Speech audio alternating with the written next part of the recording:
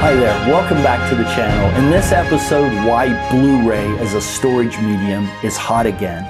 There is a ton of information in this episode, and I kept the technobabble to a minimum. I recently published an episode about how ridiculously expensive computer parts are right now, especially RAM and permanent storage, like spinning hard drives, which I'll refer to as HDDs, and solid-state drives that include SATA SSDs and M.2 drives that I'll refer to both as SSDs.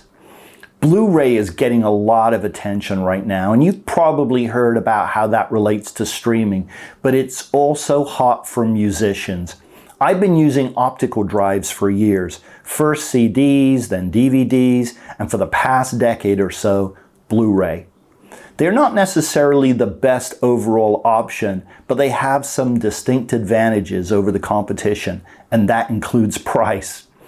Let's talk about the pros and cons, and then the cost analysis, and I'll talk about also use cases. First of all, speed. The base read speed of a CD is 150 kilobytes per second. However, all modern drives perform at multiples of this base speed. Just use the multiplier of the device you're looking at and the base speed, and then you can multiply the two together. For example, a 24x CD reader will read at 3,600 kilobytes per second. It's important to know that generally optical drives write faster than they read. Base reading speed on a DVD is 1,320 kilobytes per second. That's almost 9 times faster than CD's base speed. I'm using kilobytes as a measure for these three types of drives, so it's easy for you to compare them. Once again, all modern DVD drives perform at multiples of this base speed. A typical 8x DV reader will read at 10,560 kilobytes per second. Base reading speed of a Blu-ray is 4,500 kilobytes per second. That's about 3.5 times faster than the base speed of a DVD, and 30 times faster than CD's base speed. Again, all modern Blu-ray drives perform at multiples of this base speed. A typical speed for a Blu-ray is 6x. That's 27,000 kilobytes per second, which is not fast compared to HDDs, but it has its purposes, and I'll get to that in a moment. A consumer low-end hard disk drive reads data at about 100,000 kilobytes per second, so optical drives aren't that fast for a lot of applications. Just be aware that some optical drives are faster than others, and you generally get what you pay for. Let's look at cost. An 8 terabyte hard disk drive, like a Seagate Iron Wolf, will cost you $299.99. It is a high-end drive, but it costs $37.50 per terabyte for a spinning hard drive of that type. Smaller drives are closer to $60 a terabyte. For instance, a 2 terabyte Barracuda hard disk drive costs about $120. A basic Crucial BX500 4 terabyte SATA solid-state drive will cost you $379.99. That's $95 per terabyte.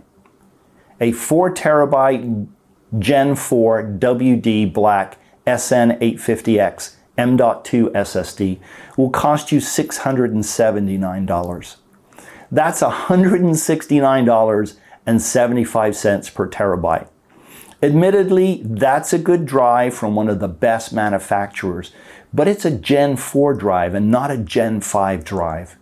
A Gen 5 drive will be faster in a Gen 5 slot, but it'll cost you a lot more. All of these drives are from quality manufacturers that I know and trust, and that's why I'm using them in this episode. Let's look at the price of Blu-ray. You can buy 50 6x speed 25 gigabyte Blu-ray writable discs for $28, or you can even splurge for 16x speed verbatim discs that'll cost you $47 for a 50 count spindle. That's about $19 a terabyte for the less expensive Plex Blu-ray discs, and $31 per terabyte for the better quality and faster verbatim discs. Obviously, you'll need a Blu-ray drive, which is an upfront cost. If you're lucky, you may already have one. A generic external Blu-ray writer will cost you about $70, and they'll be able to write discs up to 100 gigabytes in size. I chose the 25 gigabyte discs for my example because they tend to be more cost effective than the 50 gigabyte and the 100 gigabyte discs. But you should definitely buy a burner that will write to the larger discs because you may want to do that in the future if the prices come down on those discs. The LG Blu-ray writers, like the internal WH-14NS40, used to cost about $70. Now they are over $550 because the word is out and storage is so expensive.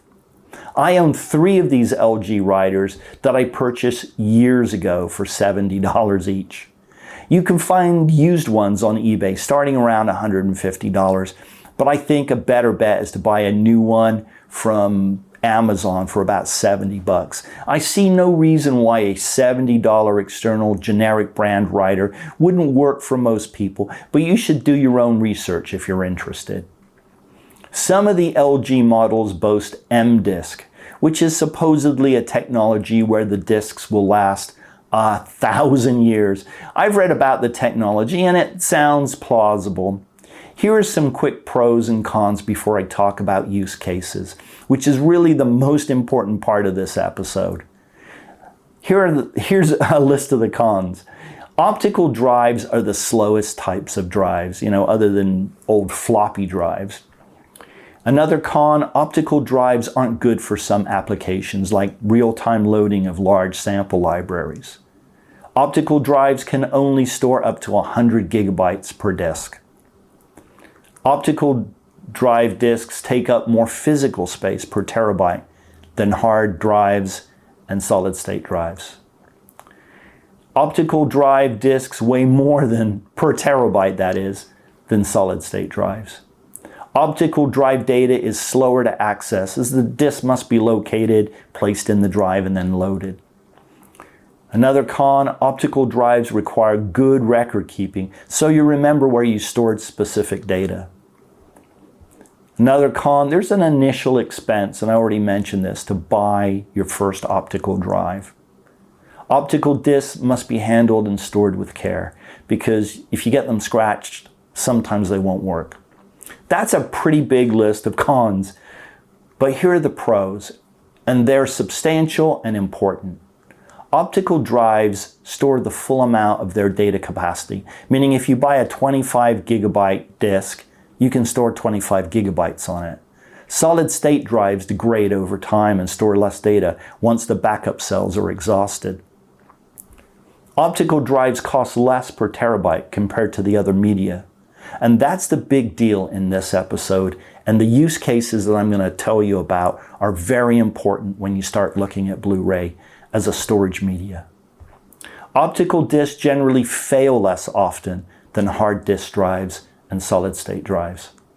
When one optical disk fails, you only lose up to 100 gigabytes of data. When a hard disk drive or a SSD fails, you can lose terabytes of data, and it's happened to me. Pro, optical drives can be external drives, and you will always be able to connect them to a port. With HDDs and SSDs, you can run out of ports and slots. Of course, you can buy external versions of some of these types of drives, but they're not really eloquent when they're external. Optical disks can get scratched, but you can drop them from a large height and they still work. That's not true with hard disk drives.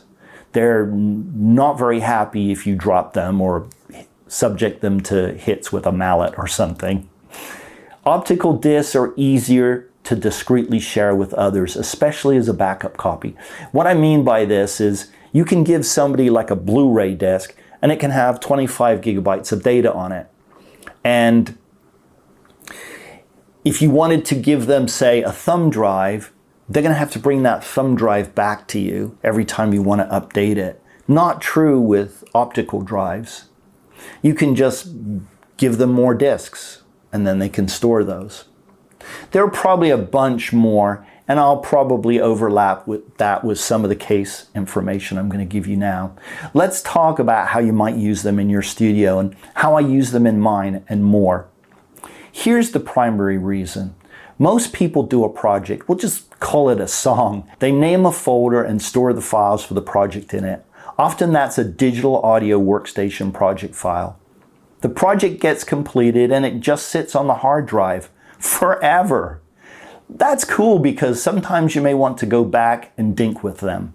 I've come back and turned ballads into dance mixes, but I have thousands of songs and cues that I've worked on, so I archive them to free up space on my main system. I use Blu-ray. You can use DVDs, but Blu-rays are a better value for the amount of storage you get. And of course, you'll use fewer discs. The transfer speed is good when you only need to retrieve a project or two, or even 10. It's really not that slow. I use a master composing template in Cubase, and it's already 1 GB in size for a whole bunch of reasons about the way Cubase keeps track of inactive tracks that you've basically loaded sample libraries into. But most pop songs are between 100 to 300 megabytes or less for the audio and MIDI. You can get a lot of song projects on one 25 gigabyte disk. At 300 gigabytes, what would that be? About 80, 85? That's pretty good. And if they're smaller, even more. Once archived, you can free up space on your system. It's really a great idea. Another reason. Years ago, I deleted large amounts of data because I couldn't afford to rent out and buy more storage. I just didn't have the money. I needed space right away, so I deleted a lot of data I wish I'd kept. I consoled myself with the fact that I still had the stereo master, but in many cases, I deleted the Cubase project, the audio files, and the sequencer files. And it's sad to remember that. I've lost the ability to go back and remix or edit those projects. Now I have a system to archive my data to Blu-ray, and I don't delete large swaths of data I spent many hours creating. Let's talk about making backup copies, because that's smart. You may have heard of the 3-2-1 rule about backing up data. 3 copies of the data, 2 different types of media, with 1 copy offsite. It's a great rule, but it can be expensive. Offsite storage is expensive, and I don't trust those folks. We're so sorry, Mr. Petro, we got hacked, but here's a $10 coupon off our yearly fee for our unreliable service. Gosh, thanks guys. Blu-ray can help make that affordable and reliable. I have a friend who keeps copies of my files on Blu-ray, and I keep copies of his. I don't have to ask him to return an external drive for me to update it. I just give him another Blu-ray disc. I must have 500 hours or more work in my Cubase composing template alone. If I were to lose it, I'd just sell all my gear and take up golf.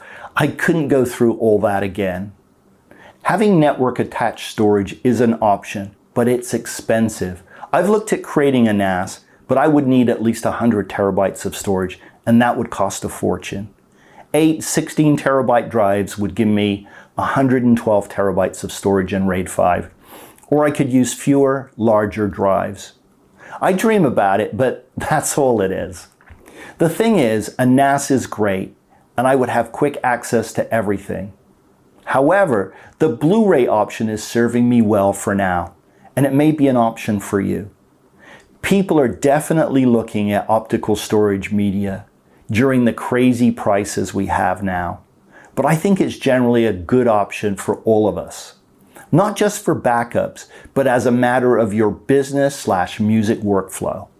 If you don't need instant access to everything you've ever created and you're on a budget, take a look at Blu-ray writers as an option for storage and backup.